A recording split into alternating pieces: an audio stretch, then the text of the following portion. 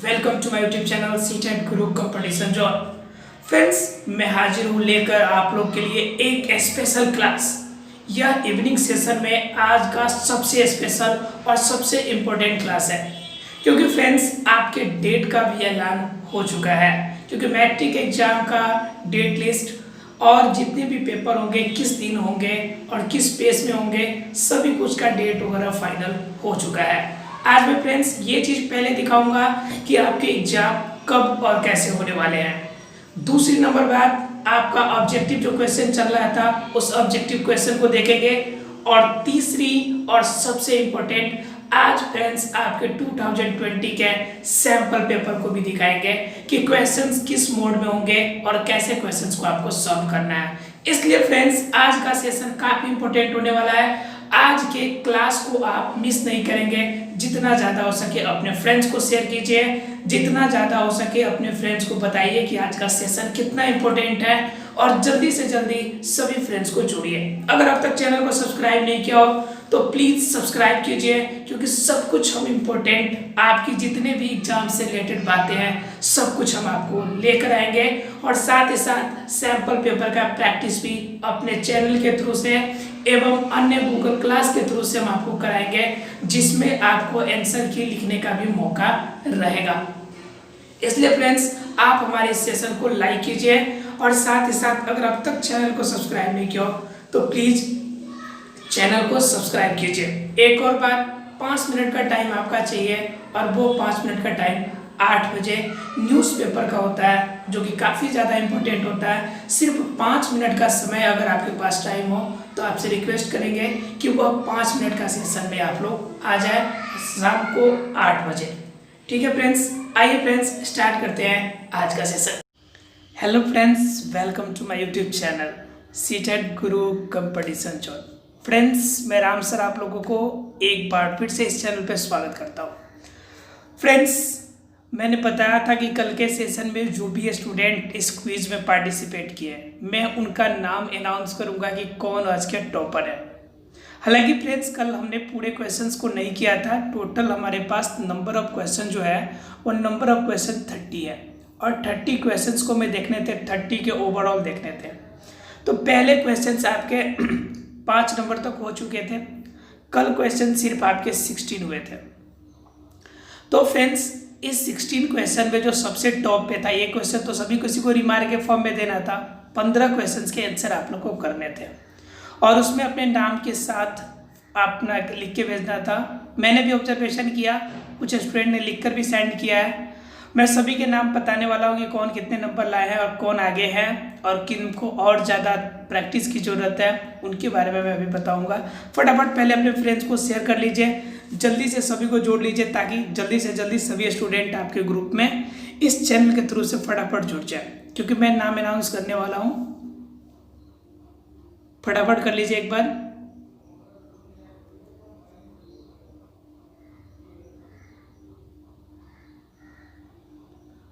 चलिए फ्रेंड्स, अगर आप लोगों ने अगर जोड़ लिया होगा तो मैं ज़रा बता दूं कि आज के टॉपर कौन थे, अर्थात कि कल के टॉपर कौन थे, कल किन्होंने कितना कितना मार्क्स किया था। कल 1 नंबर पे रिंकी कुमारी का आया था मेरे पास जो मैसेज आपका कमेंट्स बॉक्स में, उसके अकॉर्डिंग, और साथ मैंने चैट में भी देखा था, रिंकी के क्वेश्चन से ज़्यादातर सही थे, और इन्होंने क्वेश्चन सही किया था। एक क्वेश्चन तो सबको मिले थे, या 15 क्वेश्चन जो बचा था, इस 15 क्वेश्चन में से 14 क्वेश्चन इन्होंने सही किया था। अर्थात कि एक क्वेश्चन को इन्होंने करने में बताया कि लेट कर दिया, जिसकी वजह से एक को इन्होंने इग्नोर कर दिया। अर्थात कि 14 मार्क्स काफ़ी अच्छा है, अपने आप में बेहतर है, लेकिन मुझे चाहिए टॉपर मार्क्स 15 में 15, 16 में 16, 20 में 20। क्योंकि मेरे पढ़ाई में अगर कमी नहीं है तो आप लोग के रिजल्ट्स में कमी क्यों आएगी। मुझे चाहिए 100% रिजल्ट। मुझे देखना है आपके चेहरे में टॉपर, आपको बनना है टॉपर, ये मुझे ध्यान रखना है। इसलिए आप भी इस बात को ध्यान रख के पढ़ाई कीजिए। और अनाउंसमेंट तो हो चुका है कि 2 फरवरी से स्टार्ट होने वाला है आपका एग्जाम का पेपर। इसलिए प्लीज़ अब फोकस करना है सिर्फ पढ़ाई पर। नो बकवास, नो बातचीत, नो किसी भी तरह के कोई भी चीज़ कनेक्शन नहीं, सिर्फ और सिर्फ पढ़ाई होना चाहिए। सिर्फ फोकस पढ़ाई पर। 1 मिनट, 2 मिनट, 5 मिनट भी इधर उधर आप लोग नहीं बैठेंगे। सिर्फ 5 आपका फोकस करना है, सिर्फ और सिर्फ पढ़ाई पे। तो रिंकी 1 नंबर पे थी, इन्होंने आपका मैसेज किया हुआ था, हालांकि कमेंट्स किया था। उसके बाद एक और कैंडिडेट है जिसका मार्क्स 14 है, 15 में से 14 मार्क्स एक और स्टूडेंट ने कमेंट्स किया था, उसका नाम था अलका कुमारी सिंह का आया हुआ था कि इन्होंने 14 मार्क्स गेन किया था। हालांकि मैंने इसे ऑब्जर्व किया था इस चीज़ को कि इन्होंने भी मार्क्स अच्छे किए थे, कोई आंसर मैंने काउंट तो नहीं किया था, लेकिन मैंने देखा था इसने भी आंसर अच्छा किया था। हो सकता है कि 14 आंसर इन्होंने भी सही किया हो, ठीक है, इसलिए इनको भी थैंक यू कि इन्होंने इतना अच्छा रैंक लाया। उसके बाद अगर बात करें तो आपके 13 आने वाले स्टूडेंट बहुत थे आपके, जिसमें आपकी प्रज्ञा थी जिन्होंने 13 मार्क्स लाया था। इसके अतिरिक्त और भी 2-3 स्टूडेंट थे जिन्होंने 13 मार्क्स लाए हुए थे। मैं देख लेता हूँ, डायरेक्टली आपको ले चलता हूँ कमेंट बॉक्स पे, देखता हूँ कि कौन कितने मार्क्स लाए थे, आप लोग भी देख लीजिए, क्लियर हो जाएगा। देखिए फ्रेंड्स, ये जो आए हुए हैं रिजल्ट सबके कि किसने कितना मार्क्स किया था उनके पार्ट है, जरा देखिए। कुणाल कुमार सिंह के नाम से अलका है जिन्होंने 14 पे 15 मार्क्स किया था, 15 में से 14 सही इन्होंने किया था। उसके बाद आपका यहाँ पे रिंकी है, यहाँ पर देखिए रिंकी है, रिंकी ने यहाँ पर किया है 14 पर 15 में से 14 बिल्कुल सही है। इन्होंने अपना कमेंट एक लिया है कि एक इन्होंने लेट होने की वजह से एक क्वेश्चन को नहीं कर पाया, थैंक यू वेरी मच, तो इनके थे। उसके बाद अगर बात करें फ्रेंड्स, तो उसके बाद जो था स्टूडेंट वो थी आपकी मधु सिंह का मार्क्स जो था आपका 12 मार्क्स था, ठीक है, 15 में 12 अच्छा मार्क्स है, लेकिन सिर्फ सेटिस्फैक्ट्री वाला है, हमें चाहिए 15 में 15 मार्क्स, ठीक है। उसके बाद आगे की बात करें फ्रेंड्स, तो प्रिया का भी 12 मार्क्स था। उसके बाद आगे की अगर बात करें तो आगे देखते बताते दिखाते हैं फ्रेंड्स। आगे फ्रेंड्स बात करें तो ये देखिए प्रज्ञा क्या है, प्रज्ञा ने बताया कि उन्होंने 13 क्वेश्चन किया, उन्होंने खुद से बताया कि एक क्वेश्चन को इन्होंने स्किप कर दिया है, जिसके वजह से नितिन का भी हो सकता था कि 14 मार्क्स इसका भी आता। तो हमें चाहिए फ्रेंड्स सब किसी का 15 मार्क्स। अभी तो हालांकि ये क्या कहते हैं, एक स्टूडेंट अभी नहीं जुट पा रही है आपके क्लास में, क्या कहते हैं नाम तो याद नहीं आ रहा मुझे, ठीक है, 2-4 स्टूडेंट और है, जैसे अनीस है, अनीस का अच्छा मार्क्स आता था लेकिन वो भी नहीं जुट पा रहा है। उसके बाद आपके क्या कहते हैं और 1-2 स्टूडेंट है जो क्या कहते हैं अच्छे मार्क्स करते थे लेकिन आजकल पता नहीं कहाँ रह रहे हैं, इस लोग ज्वाइन नहीं कर पा रहे हैं। तो एक बार आप सभी फ्रेंड्स को एक बार बता दीजिएगा कि वो लोग ज्वाइन करें, जितना ज़्यादा ज्वाइन करेंगे उनके लिए प्लस पॉइंट होगा।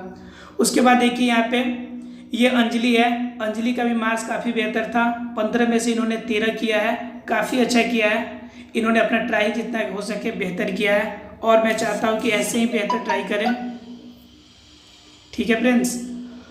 तो ये थे आपके आज के कल के वीडियो के आपके ये एनालिसिस, इसलिए फ्रेंड्स इस चीज़ का ध्यान रखें कि सभी कोई अपना जो आंसर है वो प्रॉपर लिखे और आंसर प्रॉपरली करें।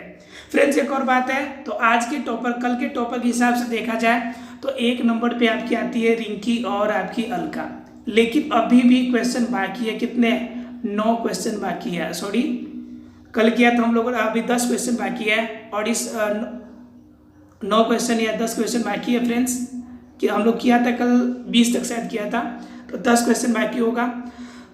अगर 9 किए होंगे तो 9 आपका 21 किए होंगे तो 9 क्वेश्चन बाकी होगा। तो फ्रेंड्स आज के सेशन में जो स्टूडेंट ने कल बैकअप नहीं किया था, आज मौका है कि वो बैकअप करके पूरा कर ले, क्योंकि आज के यानी टोटल 30 क्वेश्चन हो जाएंगे, उसके बाद टॉपर का नाम घोषित होगा।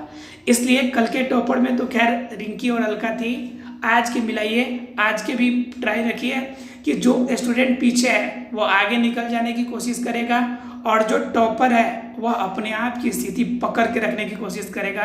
इसलिए बिल्कुल वेल मेंटेन होके बने रहिए, टाइम से आंसर कीजिएगा, लेट नहीं करेंगे आप लोग। आइए फ्रेंड्स देखते हैं आज का क्विज कॉन्टेस्ट। उसके बाद हम आपको दिखाने वाले हैं सैंपल पेपर कि किस तरह से आपके एग्जाम के मॉडल होगा और कैसे आपको आंसर लिखना है। उसके बाद हम आपको सैंपल पेपर को कैसे आपको आंसर करना है आपको और किस तरह से लिख कर मुझे भेजना है, मुझे सेंड करना है, इन सभी के बारे में आपको बताएंगे हम। हम यहीं से बैठे बैठे आपका टेस्ट लेंगे और यहीं से टेस्ट लेकर चेक करेंगे कि आपका परफॉर्मेंस कैसा जा रहा है, कैसा प्रिपरेशन आपका चल रहा है, इन सभी के बारे में। इसलिए मैंने एक सैम्पल पेपर आपके लिए लेकर आया हूँ, ठीक है। इसलिए प्लीज़ शुरू से लेकर लास्ट तक आप लोग बने रहिएगा। काफ़ी इंपॉर्टेंट आपकी ये सैम्पल पेपर है, इसलिए आप बीच में कहीं जाइएगा नहीं, ठीक है। चलिए फ्रेंड्स, स्टार्ट करते हैं हम लोग पहले क्विज। तो फ्रेंड्स, पहले स्टार्ट करेंगे हम लोग क्विज, उसके बाद देखेंगे आगे की पॉइंट। तो पहले क्विज की तरफ चलते हैं हम लोग, और क्विज की तरफ जाने के लिए हमें बढ़ना पड़ेगा। क्वेश्चन नंबर 21 था, देख लेते हैं 20 या 21 तक क्वेश्चन हमने किया था कवर।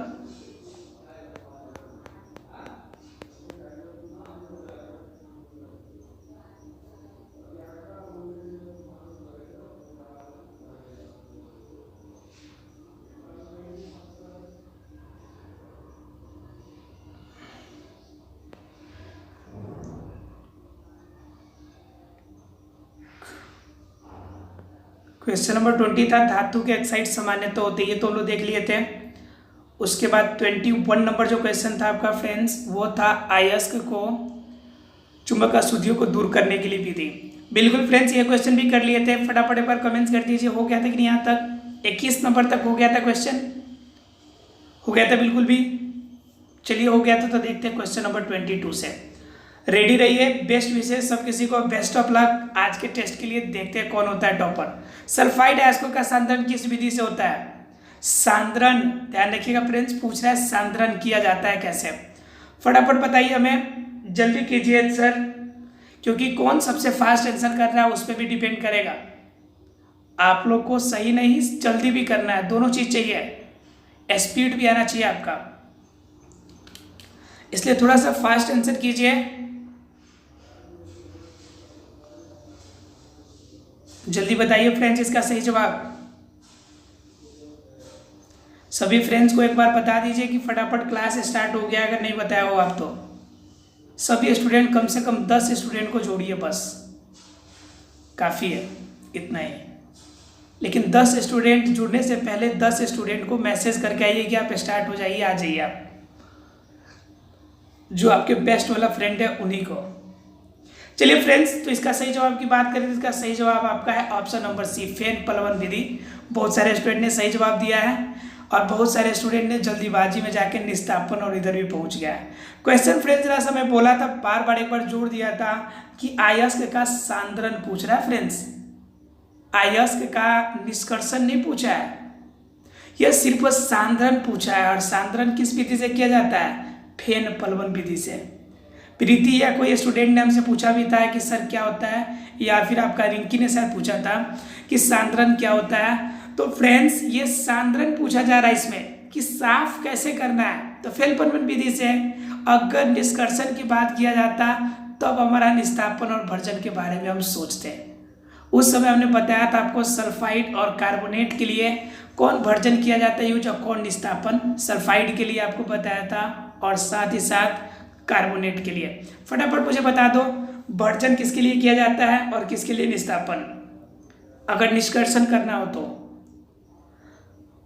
सल्फाइड और कार्बोनेट के लिए हमने बताया था, काफी डिटेल में बताया था, इसलिए फटाफट आप हमें बताइए, जल्दी कीजिए, सिर्फ 5 सेकंड का टाइम देंगे। सल्फाइड के लिए कौन सा विधि यूज किया जाता है बता दो फटाफट, भर्जन या निस्तापन।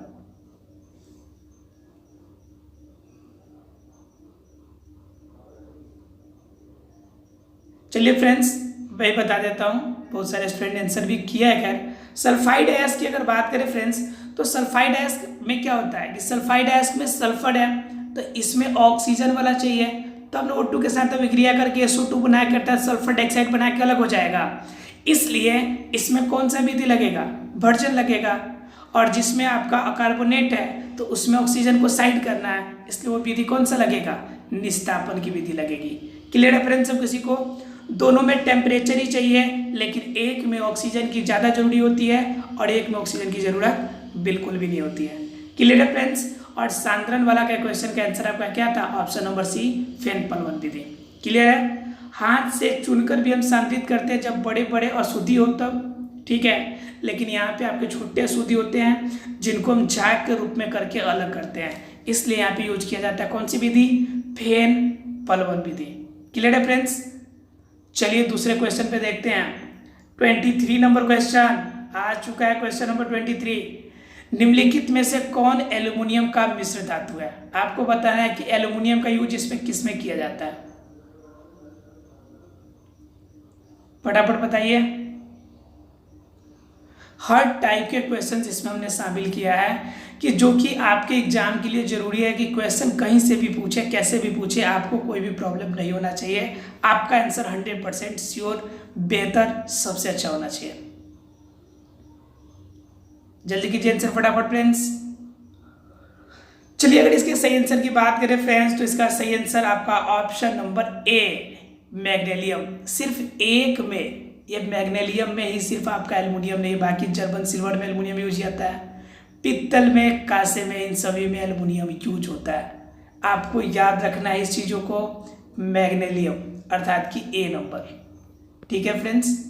चलिए फ्रेंड्स, इसमें आंसर काफ़ी कम लोगों के सही हुए थे। देखते हैं फ्रेंड्स अगला क्वेश्चन 24 नंबर क्वेश्चन पूछता है बक्साइट किस धातु का मुख्य अयस्क है।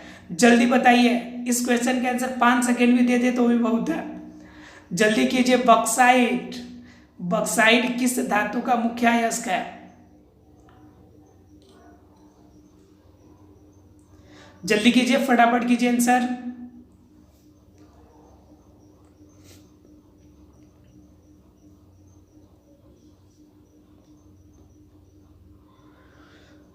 और फ्रेंड्स इसके सही आंसर की अगर बात करें फ्रेंड्स, तो इसका सही जवाब जो होगा आपका option number D, aluminium. Aluminium का जो अयस्क है उसे किस नाम से जानते हैं, बॉक्साइट के नाम से। क्लियर है फ्रेंड्स। हमने इसका निष्कर्षण बताया तो उसमें बताया था कि बॉक्साइट से एल्युमिनियम का निष्कर्षण आसानी से होता है। फटाफट मुझे बता दो कि लोहा के अयस्क, जल्दी बताओ फ्रेंड्स, लोहा का अयस्क अगर क्वेश्चन होता है तो क्या बनाते हैं आप लोग, जल्दी कीजिए। लोहा का अयस्क, इस क्वेश्चन को हमने एक्स्ट्रा जोड़ लिया है, इसमें बता दिया, इसलिए एक नंबर और जुड़ जाएगा, अर्थात कि 10 में से बताइएगा आप लोग कि कितने सही हुए। 9वां क्वेश्चन था, लोहा का जो अयस्क बताएगा उसका मार्क्स भी 1 मार्क्स जुड़ जाएगा, अर्थात कि 10 मार्क्स माने जाएंगे उसे। जल्दी बताओ, लोहा का अयस्क, जल्दी कीजिए फ्रेंड्स। 5 4 3 2 1। चलो देखते हैं फ्रेंड्स, इसके अयस्क का नाम है हेमेटाइट। हेमेटाइट याद होगा सबको, हमने बताया था आपको, हेमेटाइट से किसका निष्कर्षण किया जाता है, लोहा का, आयरन का निष्कर्षण किया जाता है। चलिए देखते हैं फ्रेंड्स क्वेश्चन नंबर 25 को। क्वेश्चन नंबर 25 कहता है कॉपर का निष्कर्षण मुख्यतः किस प्रकार से किया जाता है। ठीक है, कॉपर का निष्कर्षण मुख्यतः किस प्रकार से किया जाता है, फटाफट बताइए। हमने बताया था फ्रेंड्स कि आप फॉर्मूला भी याद कर लीजिए, हमने बताया था आपको फॉर्मूला भी याद कर लीजिए, मैंने फॉर्मूला भी आपको दिखाया था, फॉर्मूला का रिएक्शन करा के भी दिखाया था, फॉर्मूला आपको याद भी करा दिया था उसमें, इसलिए इसमें गलती नहीं होना चाहिए बिल्कुल भी। फटाफट बताइए फ्रेंड्स।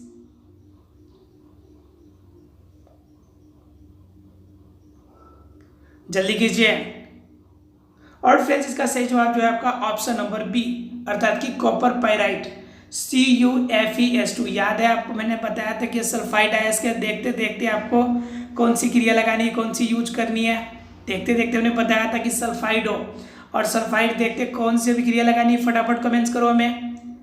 सल्फाइड देखते कौन सी अभिक्रिया, कौन सी, किस तरह से, कौन सी विधि से निष्कर्षण किया जाएगा सल्फाइड अयस्क को, फटाफट बताइए। सल्फाइड अयस्क कौन सी विधि से निष्कर्षण की क्रिया होगी।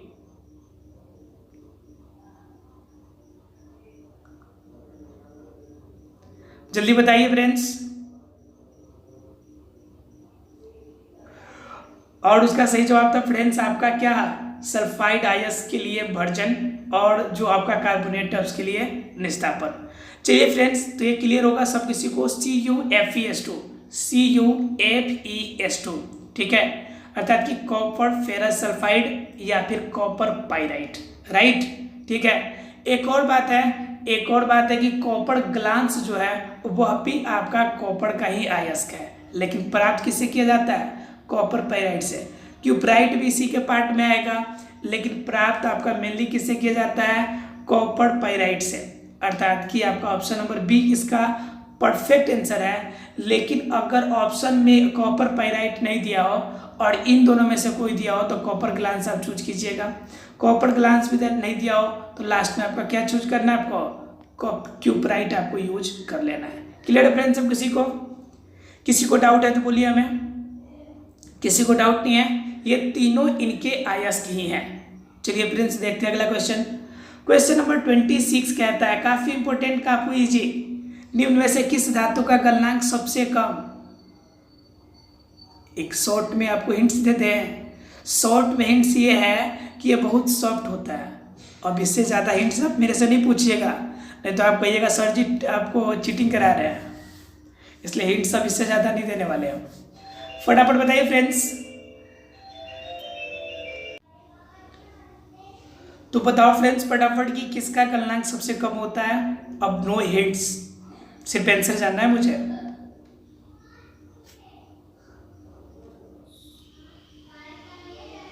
बताइए फ्रेंड्स। और इसका सही जवाब जो है फ्रेंड्स आपका वो है आपका option number B, Na, sodium. हमने आपको हिंट्स दिया था ना, थोड़ा सा दिमाग लगाते तो हो जाता आपका। सबसे सॉफ्ट मैंने बताया था आपका लिथियम, आपका सोडियम, याद आ रहा है आप लोग को? तो आसानी से कर सकते थे। आपका गलनांक भी सबसे कम, सबसे सॉफ्ट, सबसे इजी वैसे कटने वाला भी।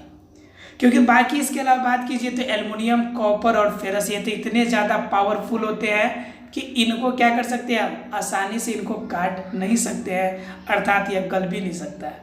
इसलिए सबसे सही आंसर, सटीक आंसर कौन सा होगा? Option number B, sodium. Right. देखते हैं फ्रेंड्स अगला क्वेश्चन, क्वेश्चन नंबर 27। साधारण गंधक अर्थात क्या आपका सल्फर। सल्फर बताना फ्रेंड्स किस फॉर्म में पाया जाता है? बोलिए फ्रेंड्स, सल्फर किस फॉर्म में पाया जाता है? जिस तरह से ऑक्सीजन O2 के फॉर्म में पाया जाता है, जैसे कि ऑक्सीजन O2 के फॉर्म में पाया जाता है, और आपका ओजोन O3 के फॉर्म में पाया जाता है, उसी तरह से बताना है कि सल्फर किस फॉर्म में पाया जाता है।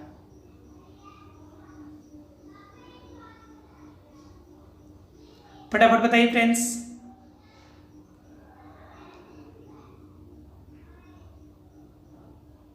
और इसका जवाब, सही जवाब friends option number C, S8।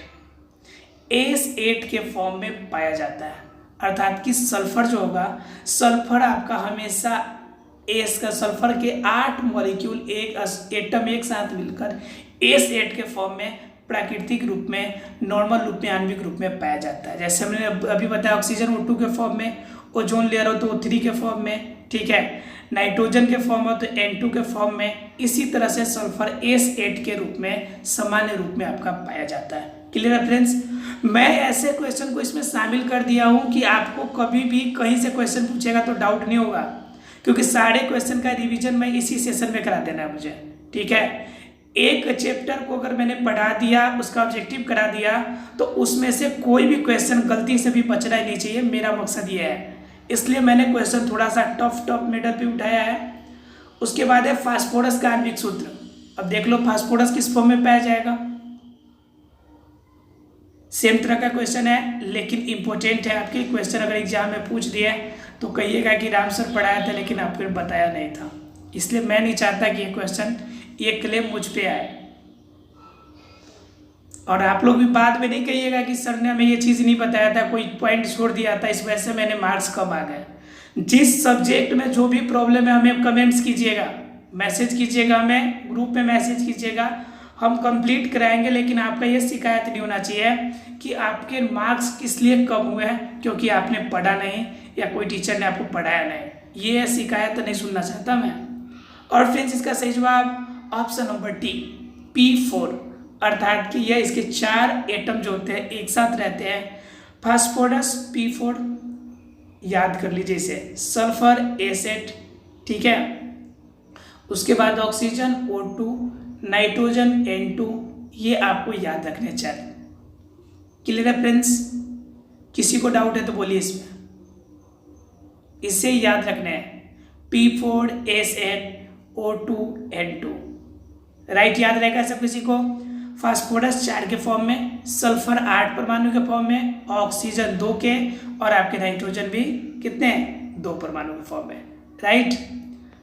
चलिए आगे की बात करें फ्रेंड्स, तो पूछ रहा है सोना निम्नलिखित में किस द्रव्य में घुल सकता है? ये कॉमन क्वेश्चन है और ऑब्जेक्टिव क्वेश्चन में 2018 में भी आया था, 19 में भी आया था, इसलिए इस क्वेश्चन को आप जरा सा ध्यान से देखिए।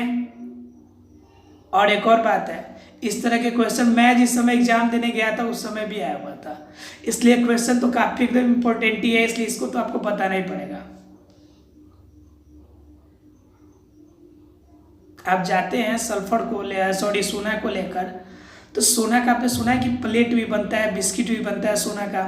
हालांकि वो बिस्किट खाने वाला नहीं होता है, लेकिन बनता जरूर है बिस्किट का शेप। वो कैसे बनता है? उसको गलाया जाता है। अब कैसे गलता है, किस में गल सकता है द्रव में, आपको बताना है। और फ्रेंड्स इसका सही जवाब आपका option number A, Amalraj. Amalraj में आपका यह घुल सकता है। हालांकि जो स्टूडेंट ने सल्फ्यूरिक अम्ल या फिर नाइट्रिक अम्ल डाला है, तो नाइट्रिक अम्ल का तो कोई सवाल नहीं उठता है। सल्फ्यूरिक अम्ल का इस पर प्रभाव पड़ेगा, लेकिन बहुत कम प्रभाव पड़ेगा, क्योंकि यह अनरिएक्टिव होता है, रिएक्शन जल्दी करता नहीं है, इसलिए यह अम्लराज में जाकर घुल जाता है। देखते हैं फ्रेंड्स अगले क्वेश्चन की बात करें, क्वेश्चन नंबर 30 की, और इस क्विज कॉन्टेस्ट की आखिरी क्वेश्चन की। अम्लकम एक मिश्र धातु है जिसमें एक धातु हमेशा रहता है। अम्लकम में कौन सा धातु कॉमन रहता है हमेशा? बताओ फटाफट, जल्दी बताइए फ्रेंड्स इसका सही आंसर।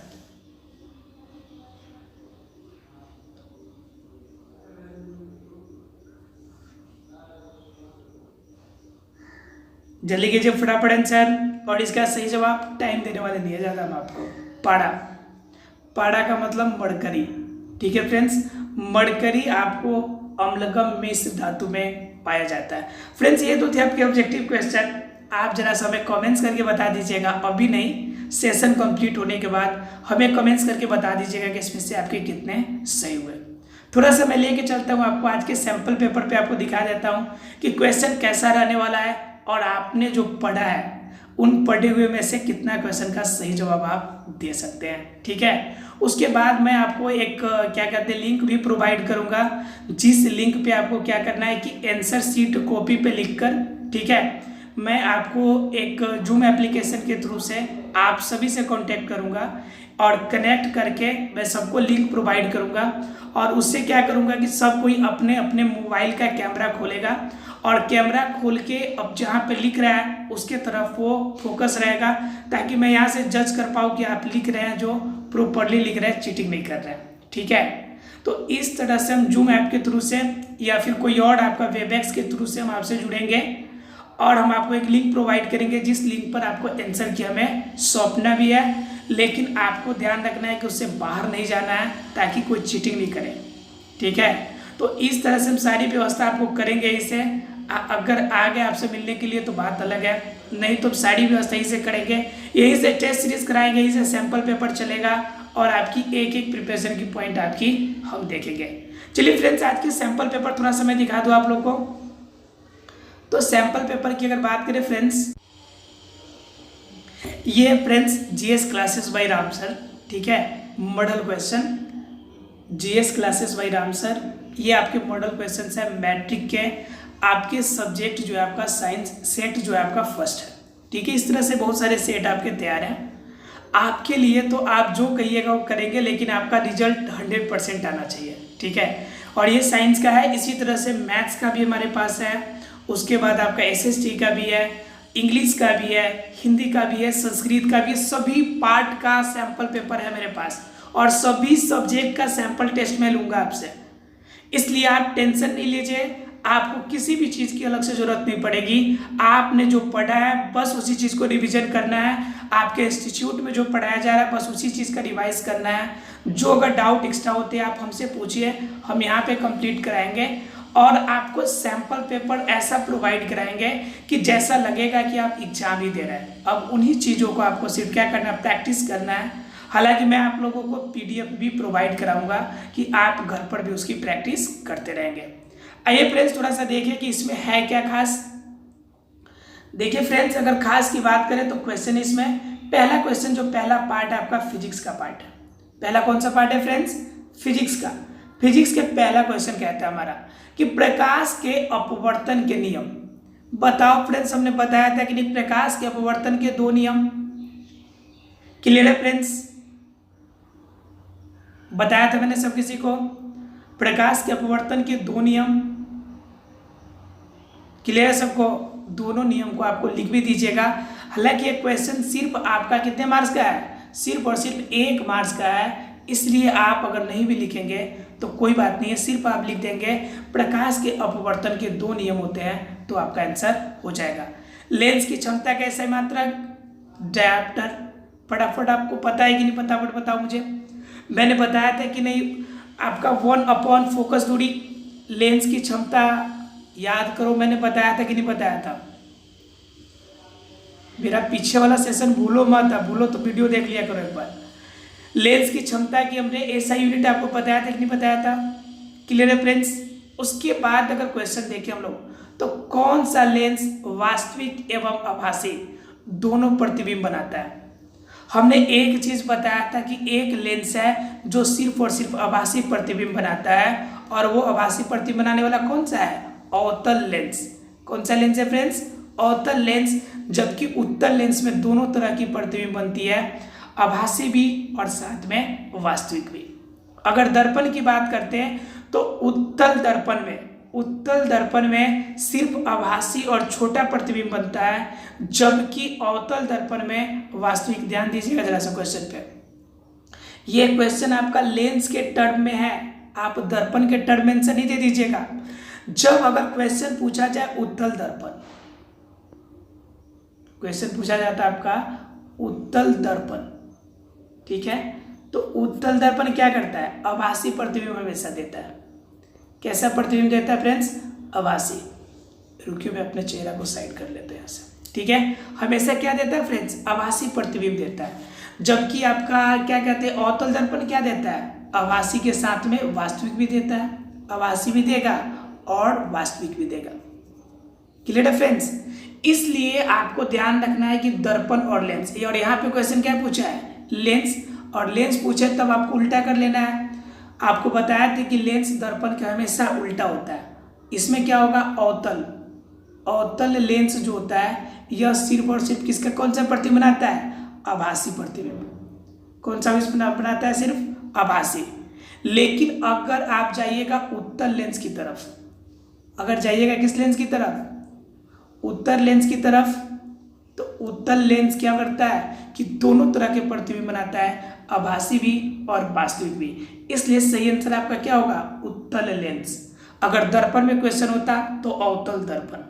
बताओ फ्रेंड्स, क्लियर है कि नहीं सब किसी को? फटाफट क्लियर है कि नहीं? किसी को डाउट है इसमें? कोई डाउट नहीं है? तो फ्रेंड्स ये थे आपके किसके क्वेश्चन? फिजिक्स के क्वेश्चन। अब जरा सा मैं दिखाता हूं आपको आगे की पार्ट केमिस्ट्री के क्वेश्चन। 1 नंबर वाला, तन्यता किसे कहते हैं? तन्यता का मतलब क्या? जिसे तार खींचने से लंबा हो जाए, बढ़े। आयन किसे कहते हैं? जब इलेक्ट्रॉन या तो लेगा या तो देगा तो हम उसे क्या कहते हैं? आयन कहते हैं ना। और आपके धातु पे कौन सा आयन होता है? हमेशा धन आयन। और अधातु पे कौन सा आयन? हमेशा ऋण आयन। बताओ फ्रेंड्स क्लियर है कि नहीं? है ही जी में ना आपका, आपने पढ़ा है, उसका कोई बेनिफिट है कि नहीं? बताओ फटाफट, आंसर कर सकते हैं कि नहीं? फिर आपका ये नामकरण है, IUPAC के नामकरण आपने पढ़ा होगा और नहीं पढ़ा होगा तो मैं यहाँ पे आपको सब कुछ बताने वाला हूँ। संतुलित समीकरण, दोनों तरफ आपके जितने भी एटम होंगे, जितने परमाणु होंगे, दोनों तरफ नंबर ऑफ आपके एटम्स बराबर हो जाए तो उसे हम लोग क्या कहते हैं? संतुलित समीकरण कहते हैं, ठीक है। उसे क्या कहते हैं? संतुलित समीकरण। कह रहे हैं संतुलित समीकरण का एक उदाहरण देने के लिए तो आप आसानी से कर सकते हैं। 2Na, ध्यान दीजिए, 2Na आप प्लस में O2, 2Na प्लस O2, इससे भी नहीं होगा। इसका मतलब यहाँ पे 2 नहीं 4Na लेना पड़ेगा। अब इसको देखो 2Na2O हो गया, सोडियम ऑक्साइड 2Na2O। अब इधर देखो ये 2 दूनी का 4, सोडियम 4 है और यहाँ पर भी देखो सोडियम 4 है। यहाँ पे ऑक्सीजन ये आगे 2 है तो ऑक्सीजन का 2 हो गया और यहाँ पर भी ऑक्सीजन कितने हो गए, 2 हो गए। तो यह हमारा जो समीकरण है कौन सा समीकरण है, संतुलित समीकरण। क्लियर है फ्रेंड्स। संतुलित समीकरण मतलब दोनों तरफ जो परमाणु होंगे, जो आपके तत्व होंगे, उनके परमाणु हमेशा दोनों तरफ बराबर होंगे। बताओ फ्रेंड्स क्लियर है सब किसी को, है ना क्लियर? थैंक यू, सब किसी को क्लियर है। तो ये थे आपके किसके, ये थे आपके केमिस्ट्री के क्वेश्चन। जरा सा मैं आपको दिखा दूं बायोलॉजी के क्वेश्चन भी। मनुष्य के वृक्क कौन सा अंग है, उत्सर्जी अंग है, उत्सर्जन क्रिया में मदद करता है। डीएनए का फुल फॉर्म डीऑक्सीराइबोन्यूक्लिक एसिड। बताओ फ्रेंड्स कितना इजी है। किण्वन किसे कहा जाता है, मैंने आपको बताया था फर्स्ट चैप्टर जैव प्रक्रम में। जब क्या होता है वो भोजन को क्या करता है कि वो एथेनॉल में परिवर्तित कर देता है आपको, तो उस क्रिया को किण्वन कहते हैं, जिनके वजह से डबल ब्रेड बनता है, पाव रोटी बनता है। उनमें हमने बताया था आपको ईस्ट जो होता है किण्वन की क्रिया मेनली करता है, याद आ रहा होगा, ईस्ट किण्वन की क्रिया करता है। बताओ फ्रेंड्स क्लियर है कि नहीं? क्वेश्चन अगर मॉडल पेपर का रहेगा फिर भी आपको डाउट है क्या? ऐसा कोई क्वेश्चन है जिसका आंसर आप नहीं लिख सकते? बताओ, ऐसा कोई पॉइंट है जो कि हमने आपको नहीं बताया, नहीं समझाया है? नहीं है ना? तो आप टेंशन नहीं लीजिए। आप क्या करते हैं कि घबरा जाते हैं आप लोग, और समय जितना देर पढ़ते सिर्फ उतना ही देर पढ़िए, ज़्यादा देर पढ़ के तबीयत भी खराब नहीं करना है। ठीक है फ्रेंड्स, इसलिए आप लोग को टेंशन नहीं हो एग्जाम का डेट देखकर, इसलिए मैं मॉडल पेपर लेकर आया हूँ ताकि आप लोग रिलैक्स रहिए। आपकी प्रिपरेशन जो हो रही बिल्कुल कंप्लीट प्रिपरेशन है, आप सिर्फ उस चीज़ों का रिवाइज करते रहिए, आप यकीन मानिए आप टॉपर बनेंगे। इसलिए बर्डन दिमाग पे नहीं लेना है, टेंशन नहीं लेना है। आपका एग्जाम आ गया है तो मैं हूँ आपके साथ, एक भी पॉइंट आपको नहीं छोड़ूंगा। जितने एग्जाम में क्वेश्चन आते हैं सभी क्वेश्चन को एग्जाम से पहले आपको रिवाइज करा दूंगा। मैं एक एक पॉइंट को आपको मैं रिवाइज करा दूंगा, ये गारंटी मैं लेके देता हूँ आपको। इसलिए आपको टेंशन नहीं लेना है, एक भी पॉइंट आपसे नहीं छूटेगा। बताओ इसमें कौन सा क्वेश्चन आपसे नहीं छूटेगा? मानव में परिवहन तंत्र आपको नहीं बताए थे। परिवहन तंत्र के अंदर 3 पार्ट, उनके अंदर वेन होगा, उनके अंदर ब्लड होगा, ब्लड था, हार्ट था, और उनके अंदर वेन नसेज होती। इनके वजह से पूरी बॉडी के अंदर पदार्थों का आदान प्रदान होता है, जिससे हम लोग परिवहन कहते हैं उसका। बताओ फ्रेंड्स हमने बताया था कि नहीं? प्रकाश संश्लेषण से आप क्या समझते हैं? बताओ, फोटोसिंथेसिस। ग्लूकोज का ऑक्सीकरण कहाँ होता है, कैसे होता है? माइटोकॉन्ड्रिया में, जिसके फलस्वरूप एटीपी के रूप में एनर्जी निकलती है। बताओ फ्रेंड्स कभी कोई डाउट होगा, कोई प्रॉब्लम होगा? कभी प्रॉब्लम नहीं होने वाला है, इसलिए आप टेंशन नहीं लेंगे। हम एक एक क्वेश्चन आपको यहाँ पे हेल्प करते रहेंगे, और जैसा भी होगा हम आपके साथ है, टेंशन नहीं लीजिएगा। ये देखिए आपका ऑब्जेक्टिव क्वेश्चन भी है, काल्पनिक प्रतिबिंब किस में होता है, फटाफट बताओ। तो काल्पनिक प्रतिबिंब हमेशा क्या होता है, एक ही कंडीशन में होगा, हमेशा सीधा होगा। बताओ ऑब्जेक्टिव क्वेश्चन कराएं कि नहीं कराएं? कह रहे हैं अवतल लेंस के आवर्धन किसके बराबर होता है? अवतल लेंस के आवर्धन किसके बराबर होता है? अवतल लेंस के V/U हमने पढ़ाया था, ऑप्शन ए और डी नहीं दिया हुआ, इसमें हो जाएगा ना फ्रेंड्स। इसलिए आप नहीं घबराइए, मैं आपको एक एक चीज यहाँ पे देखिए क्वेश्चन। विद्युत शक्ति को निरूपित नहीं करता है, कौन है आपका विद्युत शक्ति के फॉर्म में नहीं आता है? VI/I² या IR²B²R। ये सब क्वेश्चन हम आपको बता चुके हैं, और एक एक क्वेश्चन का आपका डिटेल फिर से अगर जरूरत पड़ेगा तो हम देंगे। टेंशन नहीं लेना है, अपने रिवीजन को जारी रखना है, आप मेरे साथ बने रहिएगा, एक एक क्वेश्चन की प्रिपरेशन हम आपको देते रहेंगे। एक रिक्वेस्ट है जाते जाते आप लोग से, आप लोग कमेंट्स तो कर दीजिएगा। अगर 5 मिनट का टाइम मेरे लिए हो तो आप मेरे से 8 बजे एक बार सब कोई मेरे चैनल पे जुड़ जाइएगा, क्योंकि सिर्फ 5 मिनट का मैं न्यूज़पेपर का सेशन रखा हूँ, सिर्फ 5 मिनट का। अगर टाइम हो तो, कोई ज़रूरी नहीं है, कंपलसरी नहीं है, सिर्फ 5 मिनट का टाइम हो तो हिंदी न्यूज़पेपर मैं उस समय एनालिसिस करूँगा, इसलिए 5 मिनट के लिए 8 बजे जुड़ जाए, ठीक है? आपसे रिक्वेस्ट है। अदरवाइज अगर टाइम नहीं हो तो कोई बात नहीं है, आप पढ़ाई पर फोकस कर सकते हैं। ठीक है फ्रेंड्स, मैं सोचा कि आप अगर टाइम हो तो 5 मिनट जुड़ जाते तो थोड़ा सा बेनिफिट हो जाता कि वहाँ पे व्यू और थोड़ा सा बढ़ जाते, थोड़ा सा लाइव सेशन में ज़्यादा कोई रहता है तो अच्छा लगता है। इसलिए बाकी आप टेंशन नहीं लीजिए, आपकी कंप्लीट प्रिपरेशन की जिम्मेवारी मेरे पे है और मैं कंप्लीट प्रिपरेशन आपको करा के दूंगा।